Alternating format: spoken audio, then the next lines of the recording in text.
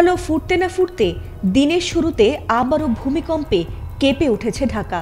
গত ২১ নভেম্বরের পর থেকে দেশে যেন ধারাবাহিকভাবে ভূমিকম্প বাড়ছে, আর দুদিন হতে না হতে আবারও ভূমিকম্প হওয়ায় এ নিয়ে জনমনে আতঙ্ক বেড়েই চলেছে। কারণ বারবার এসব ভূমিকম্পের উৎপত্তি ঢাকার দূরে নরসিংদীতে। এত কাছাকাছি ভূমিকম্পে কার্যত ঝুঁকিতে রয়েছে গোটা রাজধানী, আর তাতে ঢাকার বেশ কিছু এলাকাকে এবার ঝুঁকিপূর্ণ হিসেবে চিহ্নিত করেছেন বিশেষজ্ঞরা। বৃহস্পতিবার ভোর ৬টা ১৪ মিনিট ৪৪ সেকেন্ডে আঘাত হানা এ ভূমিকম্পের মাত্রা ছিল ৪.১, যেটির উৎপত্তিস্থল ছিল নরসিংদীর শিবপুরে। তবে এ ভূমিকম্প বেশ মৃদু মাত্রায় হয়েছে বলে দৃশ্যমান কোনো ক্ষয়ক্ষতির খবর এখনও পাওয়া যায়নি। যদিও গত কয়েকদিনের ধারাবাহিক এসব ভূমিকম্পগুলোকে মূলত ২১ নভেম্বরের বড় ভূমিকম্পের আফটার শক হিসেবে দেখা হচ্ছে, কারণ সেদিনের ভূকম্পনের মাত্রা ছিল ৫.৭ এবং সেটি ছিল গত ৩০ বছরের মধ্যে ঢাকার এত কাছে হওয়া সবচেয়ে বড় ভূমিকম্প।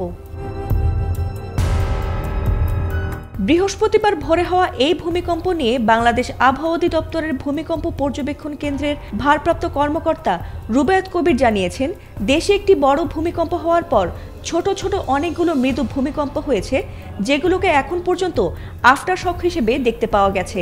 তবে আফটার শক হিসেবে কেমন ভূমিকম্প আরও হতে পারে সেটি জানতে চাইলে তিনি বলেন, এমন তথ্য আপাতত নেই, তবে যেগুলো হয়েছে তা থেকে আমাদের গবেষণা বলছে সবগুলোই আফটার শক। গত ২১ নভেম্বর থেকে ৪ ডিসেম্বরের এই তারিখ পর্যন্ত দেশে মোট ৬ দফায় ভূমিকম্প হয়েছে। বিশেষজ্ঞদের মতে এই ছোট মাঝারি ভূমিকম্পগুলো একটি বড় ভূমিকম্পের পূর্বাভাস। ভূতাত্ত্বিকরা দীর্ঘদিন ধরেই সতর্ক করে আসছেন যে বাংলাদেশ একটি সক্রিয় প্লেটে সীমান্তে অবস্থান করছে, যেখানে যে কোনো সময় বড় ধরনের কম্পন ঘটতে পারে। গবেষণা অনুযায়ী ঢাকায় বড় কোনো ভূমিকম্প হলে ভয়াবহ ক্ষতির ঝুঁকিতে রয়েছে ১৫টি এলাকা। সেগুলো হলো সবুজবাগ, কামরাঙ্গীরচর, হাজারীবাগ, কাফরুল, ইব্রাহিমপুর, কল্যাণপুর, গাবতলী, উত্তরা, সূত্রাপুর, শ্যামপুর, মানিকদি, মোহাম্মদপুর, পল্লবী, খিলগাঁও ও বাড্ডা।